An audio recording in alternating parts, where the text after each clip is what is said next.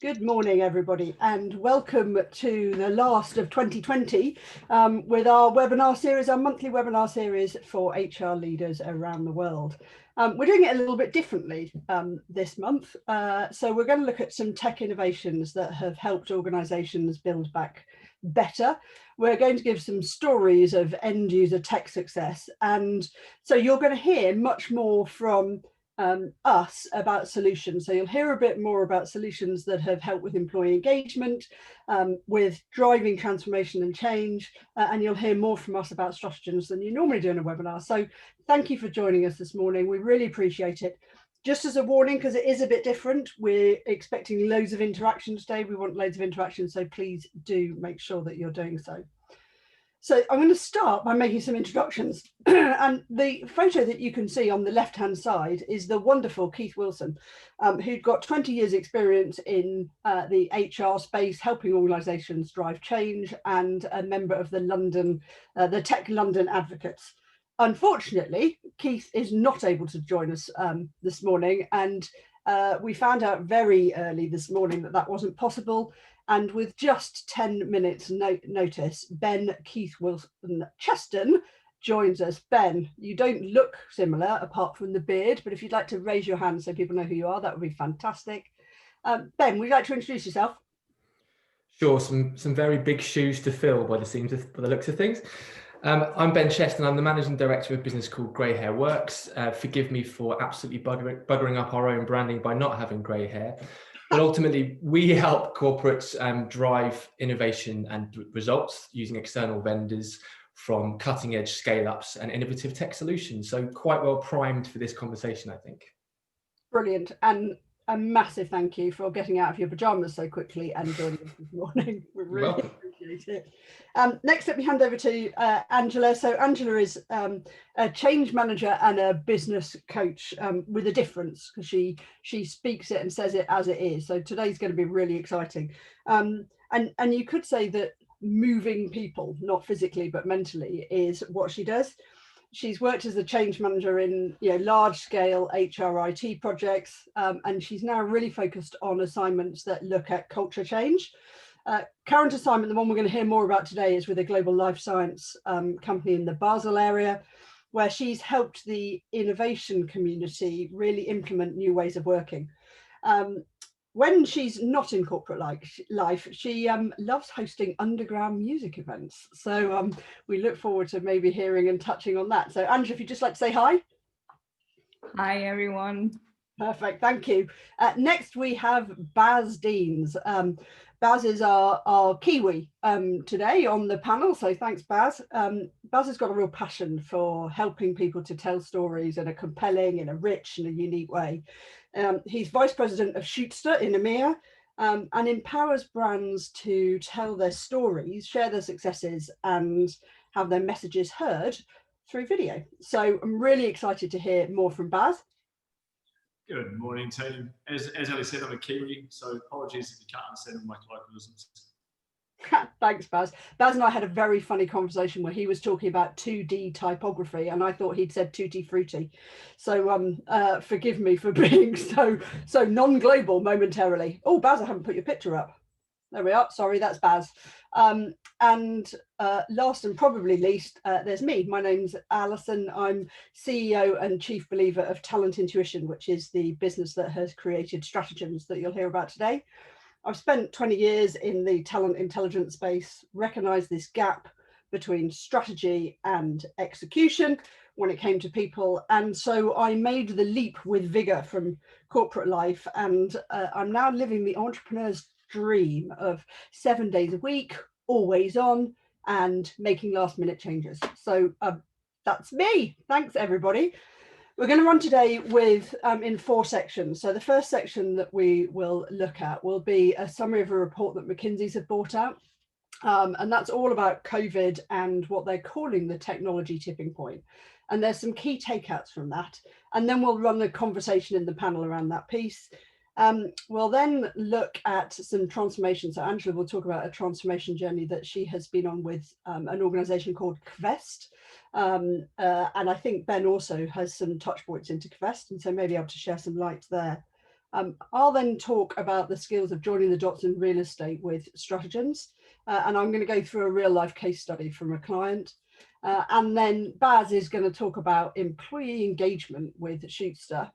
And I'm hoping we'll wrap up with some top tips for assessing, getting buy-in, piloting and implementing HR tech. And no pressure, but Ben Cheston has had exactly 32 seconds to prep for that.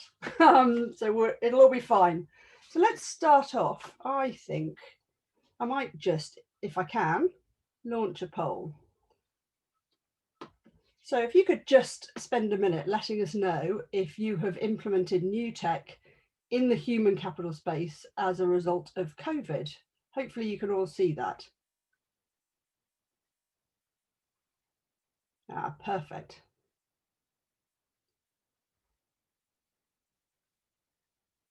So just another few seconds.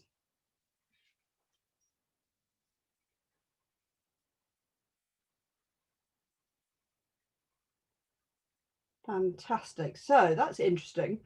Let's just end that polling and I'm going to share the results. So hopefully you can see that. Baz, you'll be excited to know that 26% of the people that are on a call this morning have launched some sort of engagement technology. Others have launched some talent intelligence or some business intelligence technology, lots around onboarding and transformation. And then interestingly, 48% haven't. So yeah, really interesting. Thank you very much for answering that question. We really appreciate it. This is a quote from David Balls, who joined us on a panel earlier this year, which I think was quite interesting. And he was saying that they went through an organizational change project that would have taken them 6 months, and they did it in 5 days, 2 of which were over a weekend.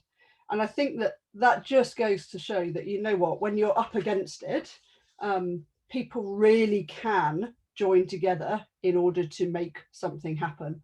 But one of the things that we'll hear a lot about, I think, during our panel discussions is that that's great when you're all united around the same purpose, which was easy when it came to COVID and everybody had to go home.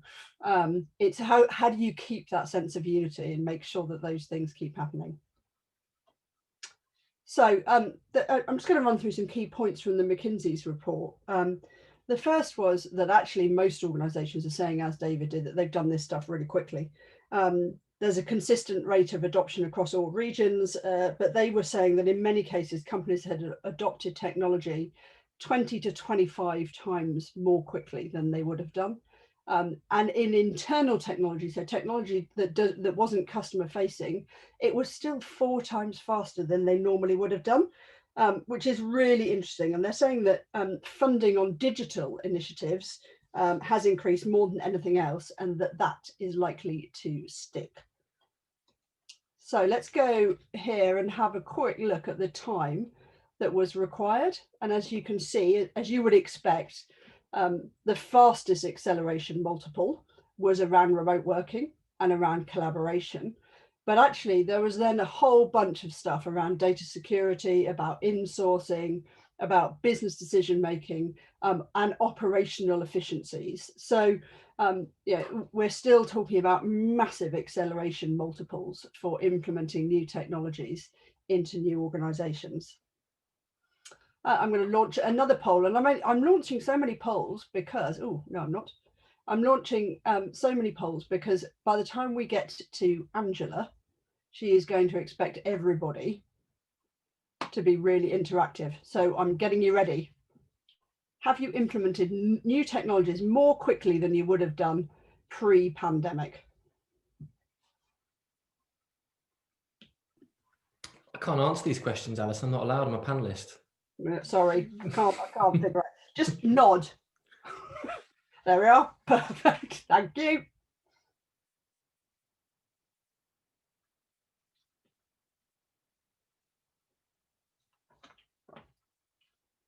Okay, I'm going to stop polling. Actually, it's potentially not as high as I would have expected. So 64% of organizations are saying yes, but 36% are still saying no, that they haven't. So actually, that's a slightly different result to the one that I would have expected. So we look forward to discussing that more as we kind of progress through. Let's look at the next thing that came out of the McKinsey's report. And we will hear from our panelists after this to discuss it. So I think we've known for a long time that leading companies look at digital and corporate strategies actually as one and the same thing. I think that's already known, but there's this alignment on strategy and strong leadership and culture as markers of success during transformation. And the extent of technology's differentiating role in that actually is quite stark. Organizations that experimented with new digital technologies during the crisis and those that invested more capital expenditure in digital technology than their peers did, the executives were twice as likely to report outsized revenue growth than executives at other companies. So if we just have a look at that, these are the organizations where there was more investment in digital related capital expenditure. And these are the organizations that were first in their industries to experiment with new technologies. And this is the percentage of their revenue growth. So it's a really stark difference that says organizations that are willing and their leaders' mindsets are willing to try new stuff in this space, it's actually translating to the bottom line. More than half of the leaders said that investing in technology for competitive advantage or were actually refocusing their entire business around digital tech, which is a brave call. Without doubt, the ability to fill technology capability stand out as a key factor of success in this process, as you would expect. But also being a first mover and being first to market and having the right talent in the right place to implement cutting edge digital and analytics techniques stood out as key factors. So let's explore, this is the last one in this section, I promise you. Let's just explore whether or not we have got early adoption of HR tech in the industry amongst our attendees. So last poll in this section.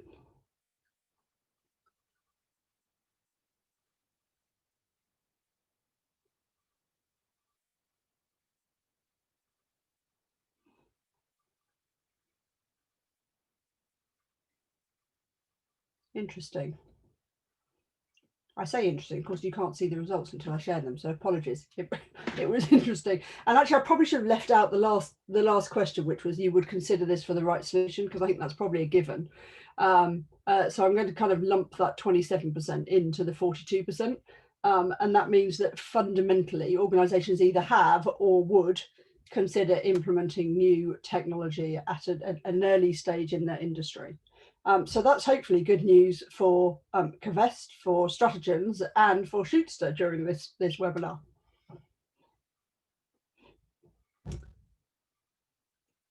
Now, Keith stroke Ben, Angela Baz, we had a number of questions that came in from the registrants beforehand, and I've kind of positioned those throughout the presentation. But actually, let's kind of just have an open discussion right now based on what we've just heard. So let's start with you, Ben, no pressure. So please, all panelists, if you could unmute yourselves now, that would be great. And then let's make this section as interactive as we possibly can. What were your views on what you heard on early adoption, on leaders and the importance of leaders and the speed at which tech has been introduced? I think that we have certainly seen the big thing that's changed is that priorities have become much clearer. Maybe that's an obvious statement to say, but it means that because priorities are clearer, decisions are quicker. We often talk about, the next best thing to a quick yes is a quick no rather than a slow yes. And that can be the death of any external innovator or earlier stage business when they're trying to work with a large corporate. Yeah. And that's actually been really helpful on both sides of the coin. And I think fundamentally that's been a really big driver in both, not necessarily moving quicker with the innovation, but the ability to look at it, explore with it, and then understand what's going to work in those more focused areas of what needs to be done to have business success in the current climate. Before coronavirus, for the pandemic, we were a lot of our conversations were mixed between driving incremental success, driving innovation, pushing the boundaries of what's possible. And we very much focus on the horizon 1 rather than 2 or 3. So driving and delivering results, not just for the sake of something shiny or something PR worthy. But that shifted more to, what do I need to do now to make sure that I'm delivering results both for the organization, but also the people within it. And that became front and center, and obviously gave really a lot of clarity of mind. Now we've sort of stabilized the strategy to be more agile as organizations, or as agile as large organizations can be, that then they're now a bit clearer. And I think some of the older, more traditional processes that were massively accelerated in the first wave of pandemic from what we saw are starting to come back in a little bit, but people's mindsets have definitely changed, which from my perspective is a really positive thing, because I think that it's been very difficult for certainly large organizations to innovate because of the way in which large corporations move.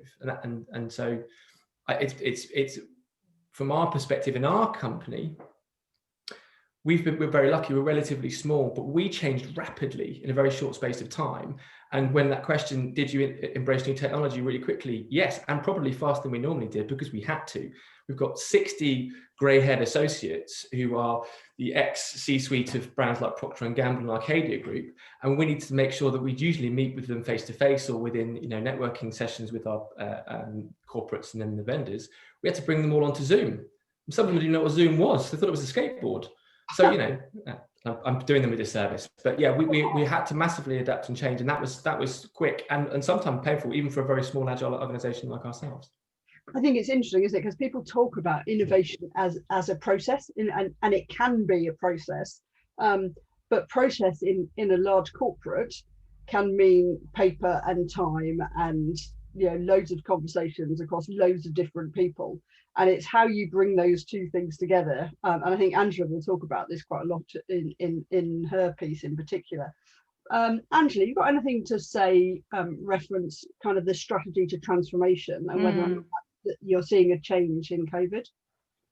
Yeah, so I will talk about my project, and my work stream is new ways of working. And part of that was making that R&D organization, who is quite paper driven and I would say quite hierarchical and using loads and loads of emails, making all that more digital. And I can only say that what COVID did was really good actually for our project. We could, or I as a change manager, I hate to say it, but I could never have brought that organization so fast to embracing Teams and video conferencing and chat and working on shared documents. So for us, it has been really good. So it's not necessarily even implementing new things, but just shifting from what was already there. And also, this is maybe not so much technology, but the home office piece. So we had employees working in the lab that were thought to not be able to work from home at all. And then the leaders said, yeah, we also hate to admit it, but they can work from home and they're actually more productive. So in that sense, it has been a blessing for what we had anyhow wanted to achieve. Really interesting. How important has leadership, and I'm running late already, so we need to be a bit speedier, but how important has leadership commitment been, do you think, to the adoption of new tech? Baz, what do you see in kind of the leaders that commit to Shootster?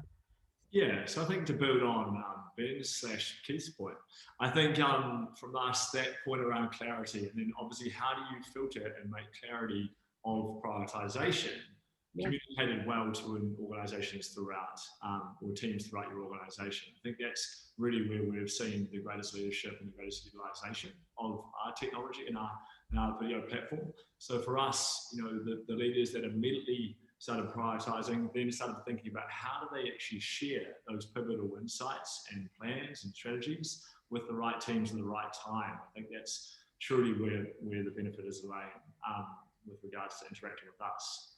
And the ones that followed up with that as well. So to Ben's point, you don't just do it in the immediacy of the intensity of COVID, but make sure you're actually reiterating and bringing back those clarity that around prioritization on the track as well. Really interesting. And then I guess the last thing, and this ties to some of the conversation that's going on in chat about driving through decisions in technology. Do you think, or have you seen, Ben, a change in the way that decisions are being made and kind of access to tech budget? Not lucky enough to see if the budgets have shifted as quickly. We are seeing that the way in which decisions are being made, I think, has changed in terms of it. I think it's far more inclusive. There are more appropriate stakeholders in the conversations at an earlier stage than there have been before. People are very open to that, and maybe that's largely because everyone can access those sessions, certainly at an earlier stage, and because the fact we're all working in a distributed way, or largely working in a distributed way. In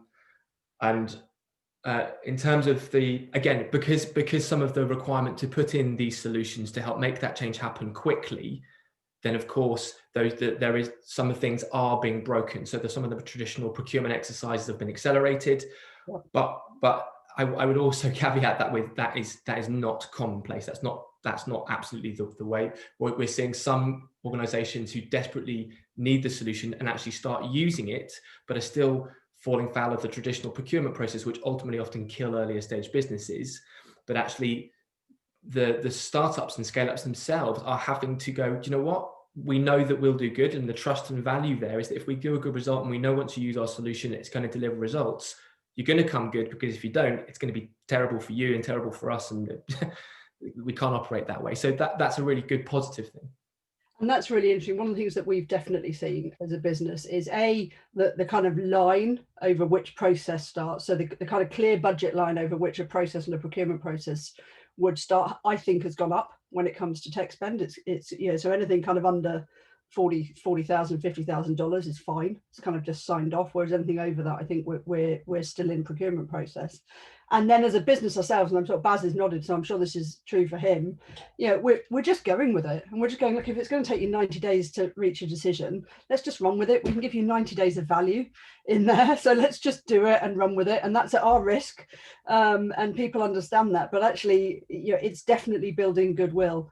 Now I'm going to, Baz, sorry, I know you've unmuted, but I'm going to move us on because I'm going to be in dead trouble otherwise.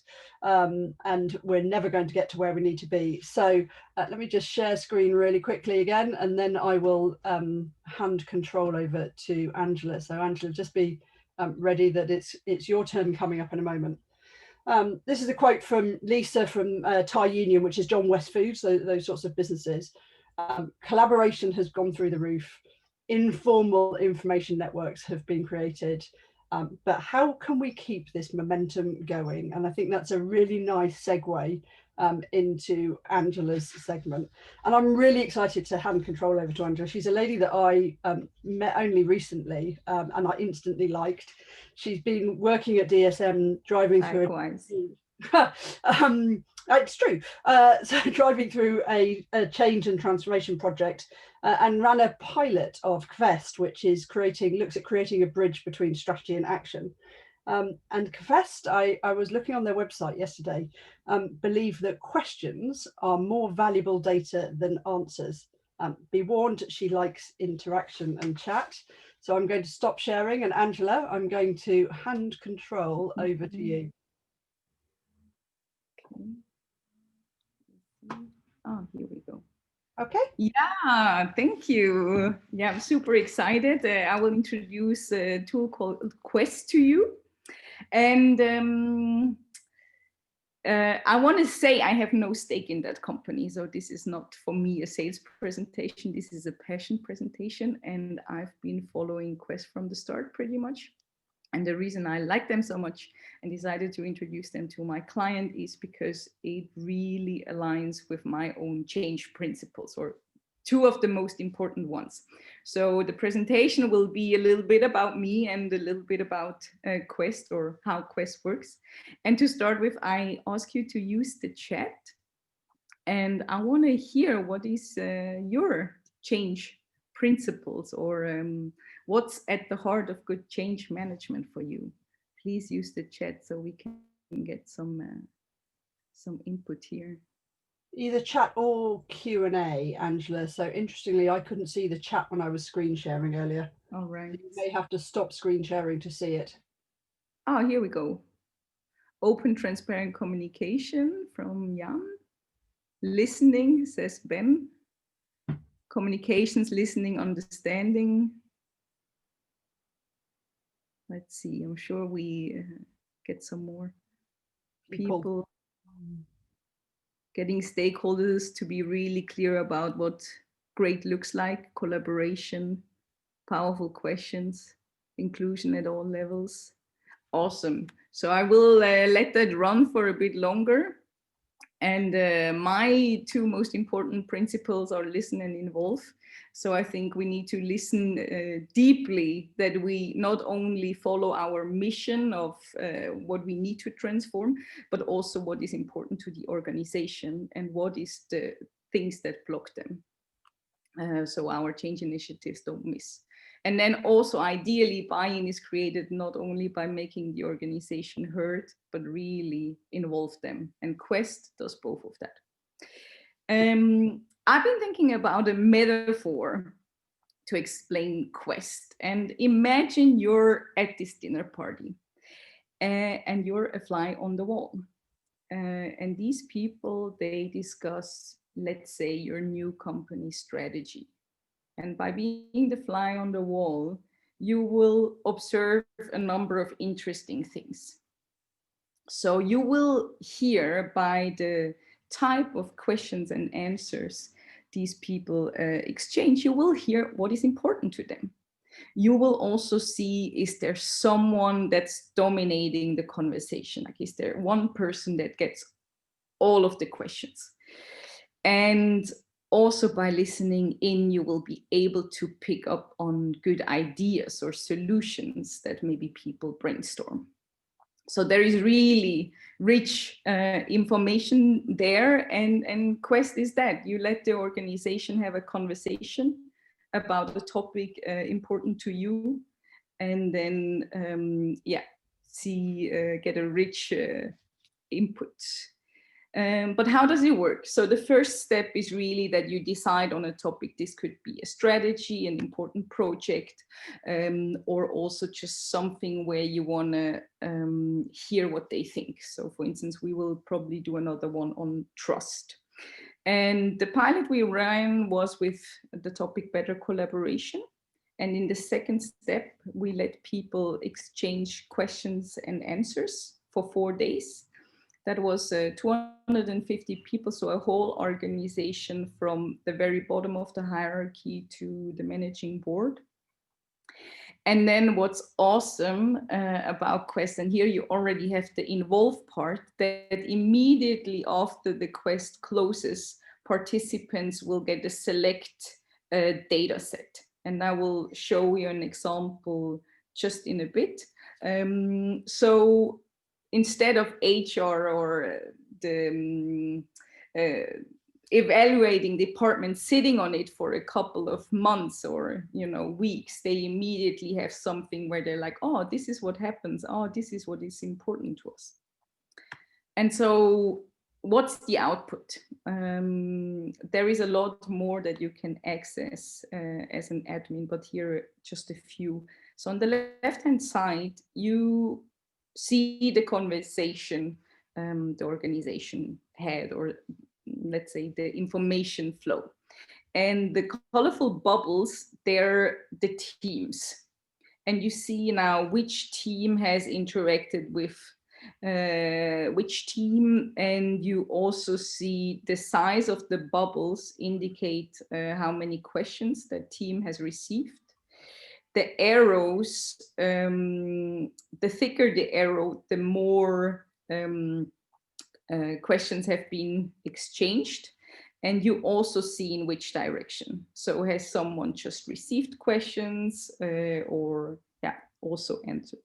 And for instance, if you look at the red bubble at the bottom, you see that department had a lot of exchange with other departments, and also a high number of exchange, so by the thickness of the arrow. And you see they have also internally asked each other questions. And now what is really interesting for me as a change manager is that I'm also able to identify teams that are isolated. and there is one that is almost not visible, but one department didn't get any question from any other department, and they only asked one question to another department. So that means we now have an interest to bring that department closer.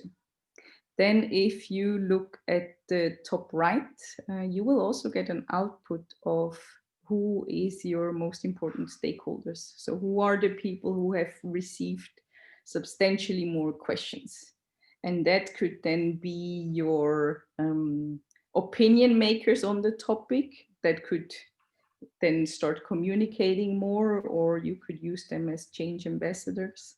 So that is another thing that's really interesting. And so these things you get automatically, and you also get it in a beautiful PowerPoint presentation that you can immediately share and use to communicate to different stakeholder groups. And then there is also a manual piece. So all the questions, you have to sort them into themes. And so that's what you see at the bottom right. And here is just a selection. So we let them talk about better collaboration. And it turns out they have been really interested in cross-functional collaboration. And the two themes were a little bit overlapping: cross-functional collaboration and also hurdles and enablers. So you see here an organization who recognizes the need for cross-functional collaboration, and they're asking, tell us how to do it. So also the value for change management with this tool really also comes after. So we have now an opportunity to give them concrete examples and guidelines. If you do this and this and this, for instance, you implement shared goals, or that they will be able to improve on that end.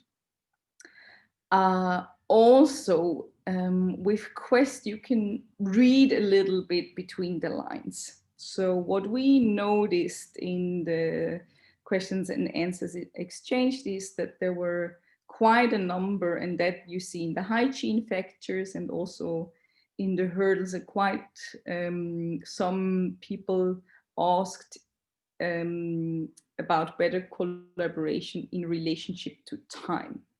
So this suggests that this organization has a belief, or let me say a limiting belief, that better collaboration requires more time investment.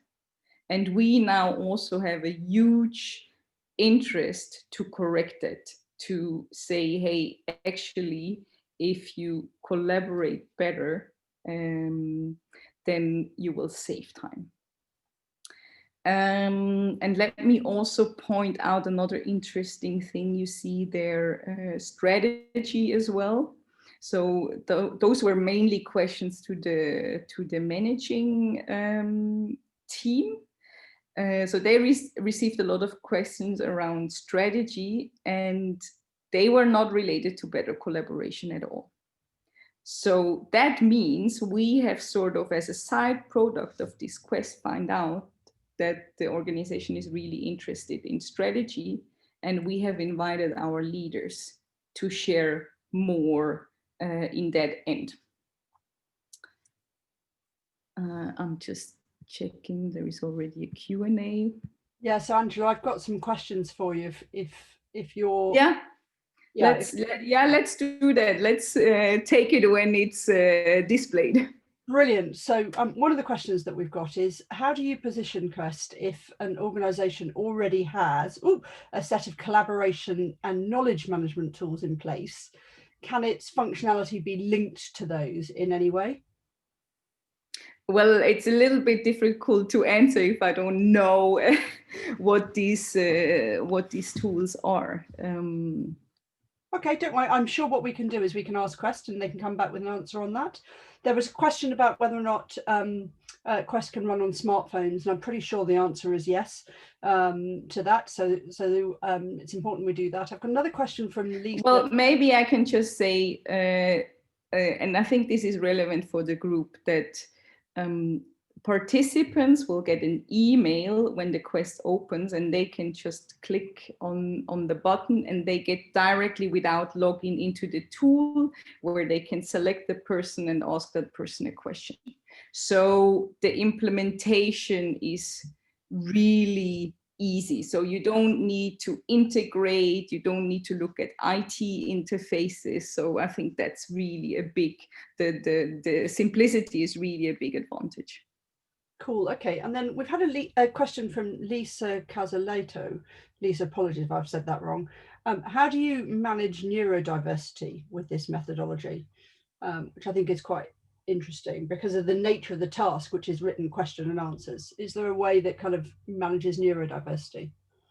I'm not so familiar with neurodiversity. Could you just elaborate? Ben, have you got any insight? Maybe can participants come on mute or not? No, they can't, sorry. Ben, have you got any more details? Just to clarify the term for me, because I don't want to just shoot and answer without being familiar with it. I've got maybe something to add that touched on some of the questions, but I'd be scared about answering any questions like Angela on the neurodiversity question. The thing that I really like about Quest, and we actually know Quest quite well because they work with us in the Grey Hair Works capacity. What's been really interesting about them, and was the really aha moment for me, and what we've seen with brands, and Angela, I'd love your thoughts on this as well, is it's been typically really difficult to understand the true organizational hierarchy and who talks to who and why. And what's been really interesting about Quest is it sheds that light, which has previously been really difficult to see. And for some organizations, that could be quite difficult because there's certain questions might be asked or certain data might be asked.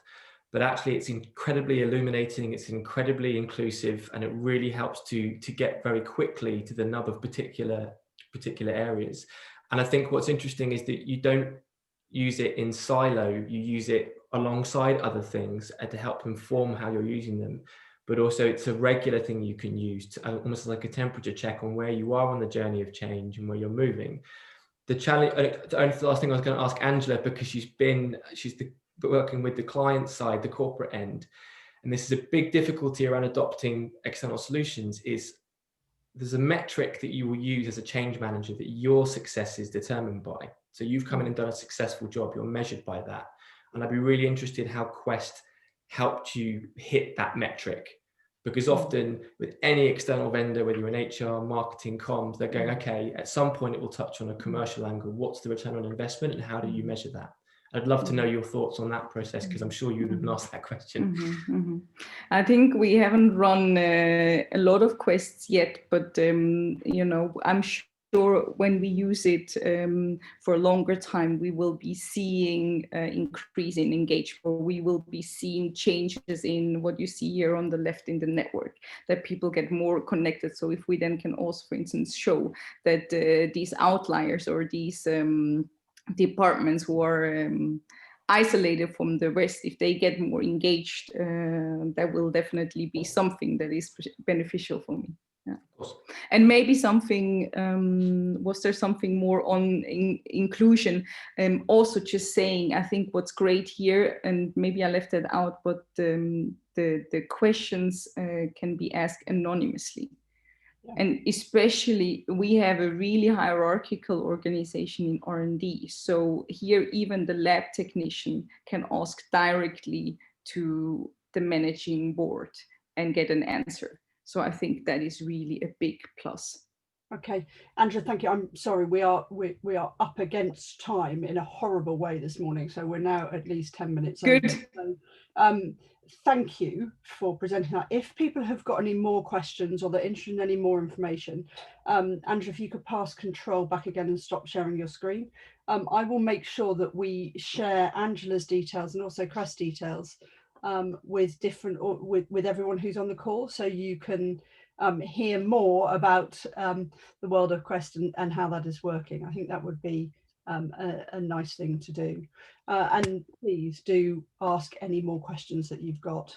Now, because I'm conscious of time. And I will share my LinkedIn in the chat, so you can reach out directly. Would love to connect.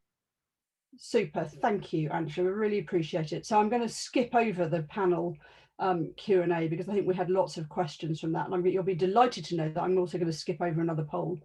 And I'm going to spend a few moments talking about talent intelligence and the use of skills intelligence. And Baz, if we can aim for 10 minutes for your bit, or 10 to 12 minutes. Yep. And fab. And then what we'll do is, panelists, this is just a heads up that you're going to have to be Speedy Gonzales quick with your top tips at the end. So you may want to make sure you've thought of those beforehand.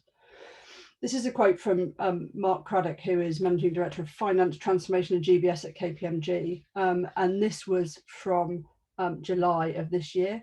And I think it's really interesting. It's linked to the real estate strategy, and conversation about talent, location and visualization is happening now. That's no surprise, as I'm sure you can imagine. But I'm going to actually run through a client case study that is linked to Stratagens, and I'll do this in a fast way. But what we're doing through Stratagens is we're linking talent intelligence with business intelligence and then with workforce planning. And we're bringing all of those things into one place so that organizations can make significantly better, faster and more informed decisions. Let me give you an overview of this client. So the reason that I am presenting this and not the client is that we were hoping that by now the decision would have been made public, but it hasn't been. So I'm really sorry, it needs to be me talking about it. So I've anonymized a whole bunch of stuff in here, but they are a Fortune 500 US headquartered health business. They've got 40,000 plus employees and they're present in 35 countries with revenues of $15 billion. So that helps to put the context of the client into place. And they have a hub currently for financial shared services, which is in Western Europe. And the team wanted to identify alternative locations because they wanted to reduce their cost base, both from talent and real estate perspective, but they also wanted to address some massive retention issues that they were having by making sure that they could attract, hire and retain key talent. So the first thing that we did was we ran a country level comparative analysis. So this is across Eastern Europe. Let's look at some differences in the workplace data. So if we look at commercial property cost and speed, and you're not going to have time because I need to speed through this to look at the detail that sits behind each of them. But Stratagens produces the data that said, okay, Romania has got the lowest commercial property rent across all of the locations and the highest broadband speed. So if that is a box to tick, then Romania ticks that one.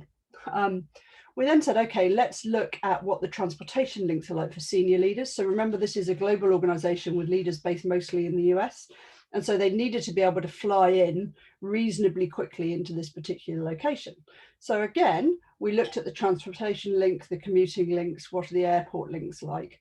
And Poland became the winner, followed by the Czech Republic. We then said, okay, what's the business risk like? So actually, that covers a whole bunch of real estate questions that your real estate director would have. But then your head of risk is going to say, well, hold on a minute, this is a really scary place for us to be as a business, or not as a business. And so in this case, Hungary and Poland were at a similar level, and Romania came out as actually a high risk environment for this particular business based on business risk. And corporation tax was really low in Hungary. And then we said, okay, well, the HR director, so we talk about joining the dots between different functions. The HR director said, well, that's great, but actually we need to understand what the HR regulations are like in each of these different countries. Because if we go to a particular place, if we make a decision to go to a particular place, and actually the cost of exiting that location, or if maternity pay is really high, or if unionization is really high, then actually that a location could represent a legislative risk for us. And in this case, actually it highlighted that Poland and the Czech Republic were going to be really difficult countries to exit from if the organization needed to unwind the strategy. So we then said, okay, within Eastern Europe, now let's look at the skill sets that are applicable. So this helped us to understand, this was the skill of audit, where were the hotspots for particular talent, and where were the top locations at a country level for this particular type of talent. And then we looked at each of the different countries. So you can see here that at a country level, Poland clearly and Hungary were all comparable in terms of supply to demand. So that's what we call the strength of the labour pool. So is it going to be reasonably easy to hire people in these particular locations?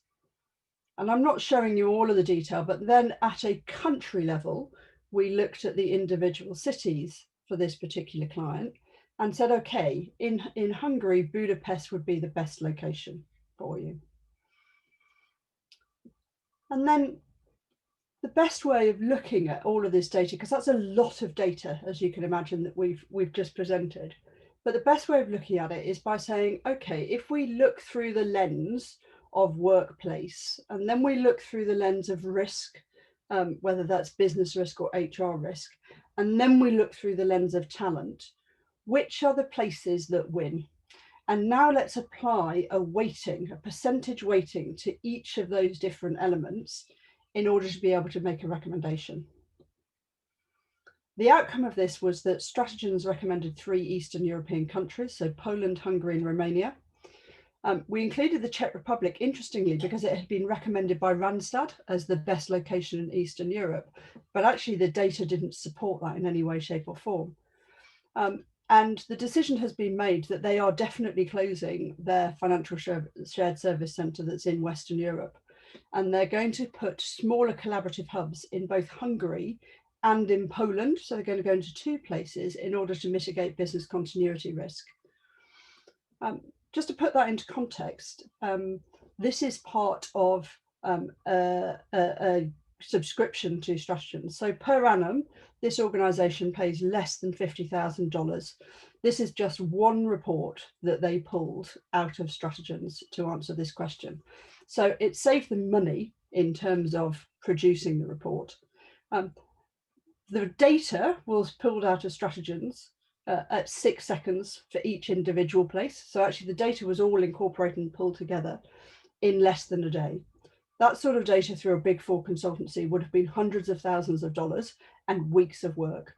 And they joined the dots. So they talked about an unsiloed approach for the first time in their organisation. Multi-million-pound saving, massive mitigation, and a proactive supply of skills into the organisation.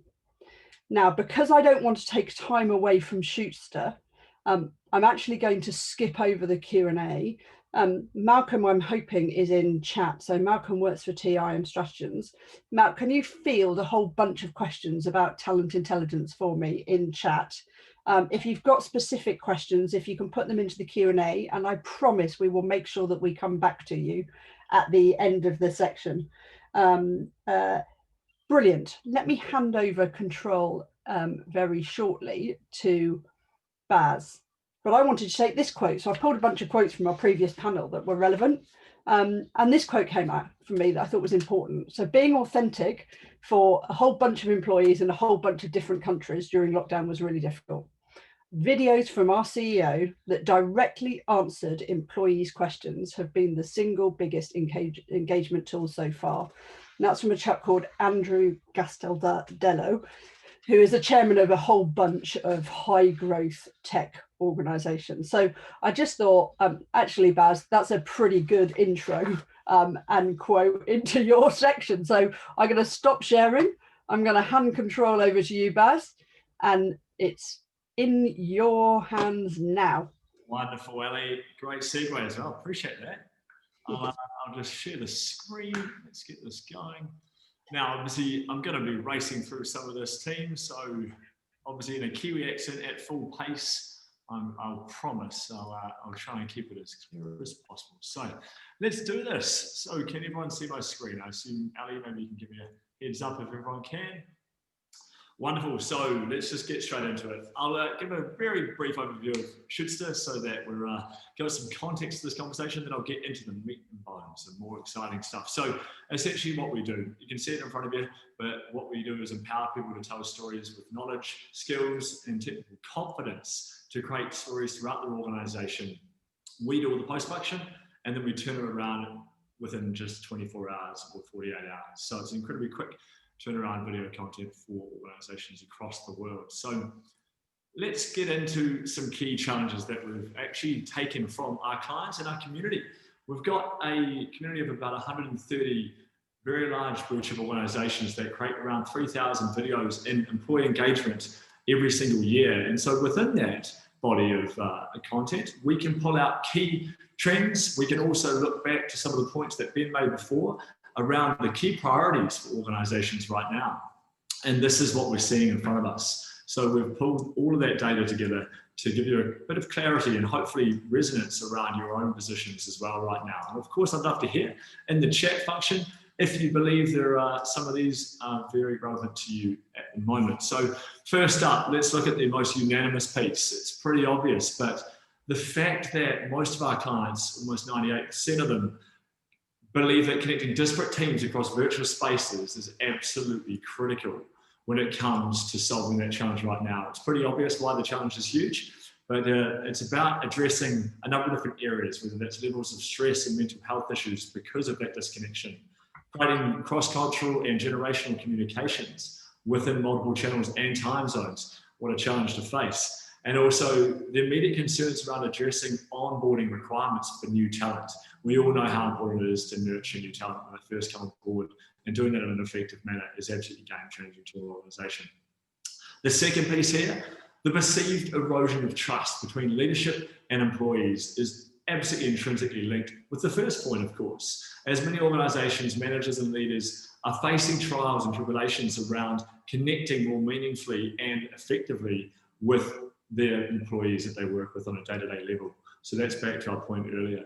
And so finally as well, listening to our base of clients and community has recognized the incredible heightened sense of urgency when it comes to empowering our employees with personal development mechanisms. Of course, that's critical to the development and growth of an organization, but also on the other hand, looking at how do we ensure employees across revenue driving functions are kept engaged and therefore effective when it comes to actual revenue growth. So I'll jump into that in a moment, and how we actually flip this and ensure that the outcomes for an organization are absolutely smashed over the park. So first up, the inverse of my first point, creating harmonious global and virtual teams. At the moment, it's one and the same, really. So how do organizations turn these disenfranchised, distressed, and distracted teams around? Recently, we interviewed Camille Burrows, Group VP of Learning and Development at Discovery Communications. And she spoke on our Shoots the Show, which is a sort of fun, engaging webinar that we put on, about the journey of connecting and communicating with global and disparate teams in these crazy times. So let's hear from her. And I may skip it. We have about 11,000 employees globally. So half of those are in the US and half of those are across many different countries. We have employees scattered around. So communicating, engaging with those different audiences is really important, and we need an approach that works for different nationalities, etc. And over the last 5 years, it's transformed quite significantly how we engage with our employees. When I joined Discovery, a lot of it was still very written communication, long emails where you actually needed a bit of an executive summary at the end because the email was so long that you'd forgotten what half the points were. And also kind of, what do you need from me? What is the action here? What do I need to do about this? So it was more corporate, I would say, 5 years ago. And it's transformed beyond recognition, I would say, today from then. Yeah. And so now we use video a lot, whether it's recorded video or we do a lot of live streaming as well of content and communication, because people like that as well, and they can engage, like hopefully people will hear and put questions, etc. So one of the pivotal things for us is a few years ago, we launched Facebook Workplace. And then suddenly we had a vehicle for communicating and engaging with people in different ways, and in a much more kind of conversational way. It wasn't all just about the long emails. So now we have lots of workplace groups. We have our global Be Discovery, and so everything gets communicated on there.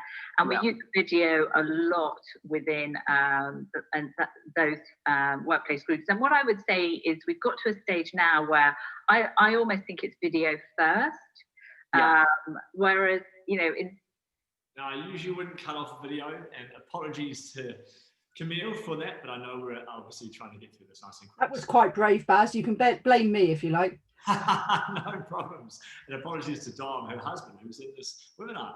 So anyway, we're on to the next bit, and greater employee engagement through trust building. Now, we talked about before the disconnection between leaders and the people that they're working with on a day-to-day level, their employees. So I think for us, the next video really speaks volumes around our core tenets around building honesty, vulnerability, and authenticity within everyday engagement videos that our clients are creating. I just wanted to show you this quickly. I will also cut it off a little bit quick too. If you break it down, life is about human connection, right? We all want to be connected. We all want to be accepted. And a beautiful vehicle to help people to be pulled in and accepted and connected is video. And the content that we create is like writing a beautiful poem. It's like writing a song. It's like painting a picture. It's like going to the beach and watching the sunset. You connect on an emotional level. So we got to bring that to people because we're all going through these crazy times, right? And it really is affecting everyone on a global basis. But if we can all come together and remember what's most important and share that with people and be transparent and vulnerable and real and authentic, man, that's what connects. That's the real thing. And once again, apologies for skipping through it. But I guess that's unusual. You don't see a sales director in many organizations building that kind of trust and connection with their team. Why he did it is because he came on board in the middle of COVID and he recognized with a large disparate team of BDMs, business development managers throughout the US and then connecting with throughout the world, he needed to actually build a better depth of knowledge and understanding of them and obviously for them to understand him. So he created that video to do that. It also was leveraged in an employer branding piece as well. So you can sort of see the ability to utilize video across multiple different channels without necessarily having to shoot a lot of different styles and different forms. So the next one, I'm really going to quickly show you. I'm not going to tell you what it's all about. I'm just going to let you watch it. Let me give you some context.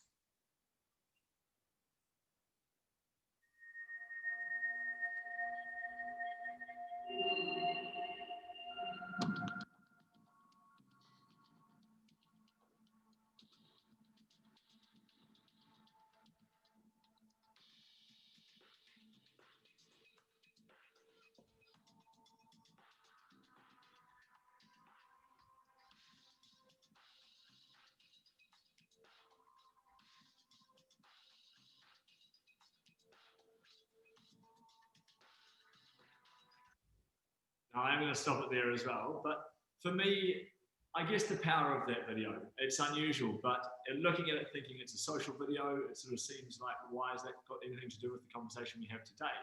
Essentially, that was produced as an employee engagement tool to start with. It was there to actually help stimulate people's thoughts around different ways to use new products within the internal team itself. From there, it actually expanded and became a learning and development piece of content where all the artists were systematically upskilled in how to pitch and actually utilize this content, this product in market and sell it more effectively. And then ultimately, marketing caught up to it. They realized how powerful that was and utilized it in their marketing channels. So it sort of shows you the ability to actually create operational efficiencies, but then ultimately also drive revenue off the back of it. So lightning quick recap. Off the back of all of that conversation, we realized that we can flip all of the challenges that are faced right now with large organizations to become more harmonious with that connection between global and virtual teams. Obviously, ultimately create employee engagement through building trust. And then at the end of the day, that helps drive operational efficiencies and revenue growth with obviously scalable video. Anyway, I will shut up now and hand back over to Ali. Let me just stop sharing the screen and I will hand back over to her. So here we go. Over to you, Ali. Super, thank you, Baz. And I'm sorry that we had to do a whistle stop tour, but actually that sales director for me was really, I actually had goosebumps watching the video. And I think that's that's the power of video, right? Is that you create that feeling in people that you can't create in another way. You can't, you can't even create it face to face. Actually, it's different. You could, you're using music, you're using visuals, as well as speech, and so for me, really powerful. Now, everybody, I'm conscious that it's 9:30, so what I will make sure, because I think that people could be falling off, is as long as the panelists are all right to run for 5 minutes, we'll run the 5 minutes Q&A and top tips. And Joe, please could you be on standby to make sure that we're making notes of all of the next bit, and then we will make sure that we send the notes for the top tips out to all attendees of the organisation, and we'll also find a way of sending the survey that we run at the end out as well, Baz, so that we can make sure we can pick up on that bit. So I think let's go into panelists, the last section, which is the HR and learning tech field is awash with options. One of the questions that we had was, how do you know which to choose? Another question that we had was, how do you successfully roll out new tools and new ways of working? And then, does anybody have any tools that drive productivity and innovation? So all of those kind of lump together into this 3 top tips that I was talking about. So tips for assessing, implementing, and adopting new HR tech. Who wants to go first? Baz, good man. I was going to say, I feel like we've spoken so much, it might be challenging to chuck it to Ben, but I'll answer briefly and give some time to chat. So for me, I think first up, if we were looking, and when we look into implementing new HR tech or any other technology, alignment with our purpose, vision, mission first up. I wouldn't even contemplate touching any technology until I've recognised the alignment there. And then, of course, off the back of that, you've got your strategic pillars. That's pretty obvious stuff, but for us, we've slowed down some of our HR implementation to get that right, and we've sped up other areas to ensure that we can actually bolster some of our needs in the transformational space. So our technology team are obviously rapidly expanding in these times, and actually looking at how do you connect them more effectively outside of course, our own core video content, but utilising different skills and ways to connect to a very disparate global team. For us, it was about building that rapport, the classic connection piece with that supplier around the world, and doing that without actually being able to do that physically was critical. We tried to find ways of connecting with suppliers in different manners and different approaches. So that would be that one. Implementing it all comes down to the first 2 to 3 months of onboarding. For us, we're obsessed by that, and then ultimately we want our suppliers and people that or partners that we work in that space to be obsessed by the onboarding phase and actually making sure that that implementation of embedding of processes are deeply integrated and adopted, and then ultimately take the training wheels off and leave us to it, and then I guess be there when we need the support moving forward. That would be my lightning quick answer. Yeah, that's really interesting. Ben, I'm going to come in front of you because I think you'll get the view of then 2 kind of providers of tech, and then you'll get the view of 2 users of tech in terms of the corporate. I think that would be quite an interesting, hopefully not a dichotomy, but an interesting observation. So I think, and I would say this as a provider, but if we refer back to the McKinsey's report, the organisations that had a different attitude to implementing new tech and to being early adopters showed an increase in revenue over a long portion of time. And so, as a provider, one of the biggest hurdles that we have is people saying, who else have you done it for in my vertical market? Because they want to feel safe. And I think that's just quite an interesting objection, because you know what, somebody has always got to be first. And that's what we say to early adopters in each vertical market. And sure, we give them some, some pricing advantages of being an early adopter, but actually this is much more than just making that leap of faith. The second tip, I think, which is linked to the onboarding, and I wanted to echo what Baz has said, we've slowed down our onboarding process for our clients, because we want to, partly because we recognize that they're all in different situations, but because we are as obsessed with making sure that the tool works, and therefore if that onboarding can be done in 24 hours, great, but let's hold the hands of every single user and make sure that they know what the system can do. Let's make sure they understand how to get results out of it, and let's make sure that they come to us if they've got any queries or questions before the training wheels come off, as Baz referred to it. And then I guess this is kind of a plea on behalf of all tech scale up businesses, and that is, you know what, we are probably more obsessed than you are with making this product work for you, because every single client is really important to us.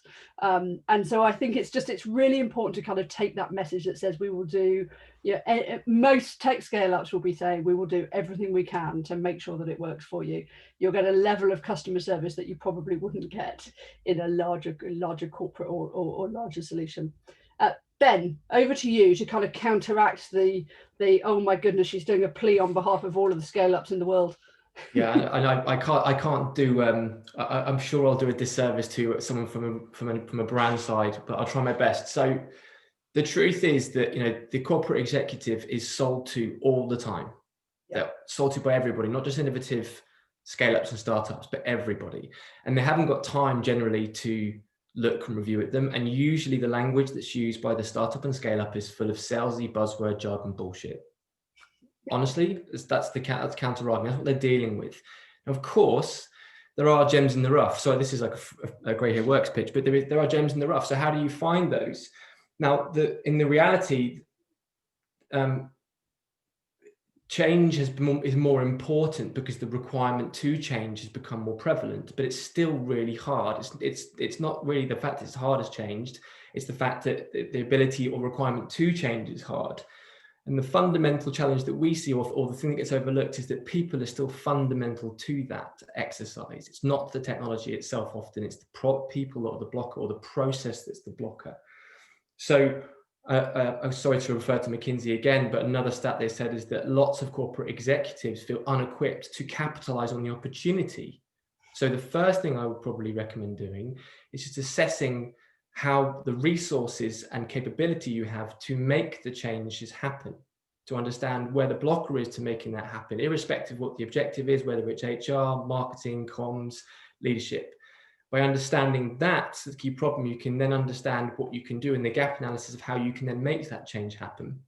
And you may expect me to say this, but we very much lean on the experience of people who've cut their teeth in industry, who've been there before. And we're not very good often at asking other people to say, tell me what the problem you have, re-articulate it in a way that will apply, and then introduce a solution in that context. One of the biggest challenges that I think exists between the corporate and the external innovator is basically translation. Yeah. So articulating the problem that the solution solves, the outcome you then get because of that solution, and then what you get back. And the corporate doesn't articulate that in the same way as the solution partner, and therefore it's a big problem, not just at the start, but right through the journey, especially if it's going to be different, which generally innovation is. But if it's not different, it's not going to change. But isn't it interesting? Everyone waffles on about early tech startups making sure they get their value proposition right. But what that does is it actually creates a sales pitch in its very nature, and you kind of lose some of the story, you lose some of the why we want you to come on the journey. I think that's really interesting hearing from the corporate perspective. It's just put it in English. What does it do? When's it going to help me? You can't nail a value proposition in English in 10 seconds that just says this is what it's going to do and how it's going to help. I don't think very effectively. So I think no one cares that it's AI. No one cares. Exactly. If it delivers a result, gets me doing my job, then great. If it's AI, it doesn't matter. And it's people who love AI will hate me for saying that, or other buzz language. But if it's going to deliver my results as a corporate, that's what I care about. Yeah, absolutely. Cut the crap, as I know you guys talk about. Angela, it'd be lovely to hear your view, because I think actually you're in a really interesting position of being external to the corporate process and pull, but actually also then hugely responsible for anything that you bring into the corporate. Yeah, I mean, I think you need people also like Ben, and I also made it a little bit my mission to introduce tools that are relevant. So I work also a lot with freelancers who are really talents in their field, and they can make it cheaper and faster. But I think if we're talking about tools, the most important is choose a tool that's simple, because the user gets bombarded and it's just yet another tool. So they get a new finance tool, and then every 3 years HR implements a new talent management tool. So if I then come with a solution that is not super easy to use, then I have just lost everyone. And I think with Quest, we have now done, and also if it's fun, ideally, if it's simple and if it's fun. And for instance, with Quest, we have done 2 pre-emails, and we have done, I think, 2 pre-presentation to the innovation leadership team. And already in the first Quest, because it was so easy, we had a really big participation, which is quite nice. So yeah, Amazing. Simple and fun is mine. Thank you. And I know we've got some really cool quotes from there. So choose the tool that's simple is one of my favorites. Ben, you've come off mute, which implies you want to say something else. I just do absolutely agree. The simpler the better. It's been a massive blocker for anyone doing anything, is irrelevant complexity. I just want to move on to say an enormous thank you. I'm going to start with Ben. Ben, 10 minutes notice, replacing Keith Wilson, sounding intelligent and sounding like you know what you're talking about. I don't know, I blacked out for an hour.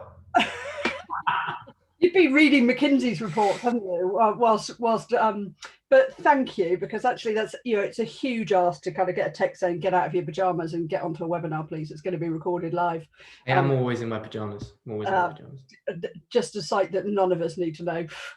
But thank you from the bottom of my heart. Thank you for helping us out this morning. Angela, thank you so much for talking so coherently about Quest, which is a really interesting product, but also for talking in English and talking client side, because I think that our attendees all really relate to that. So I will make sure that we put all of the contact details for anybody to link in, plus email addresses, plus phone numbers for both Ben and Angela, and also for Baz. So if anyone wants to find out any more information, it's really easy to do.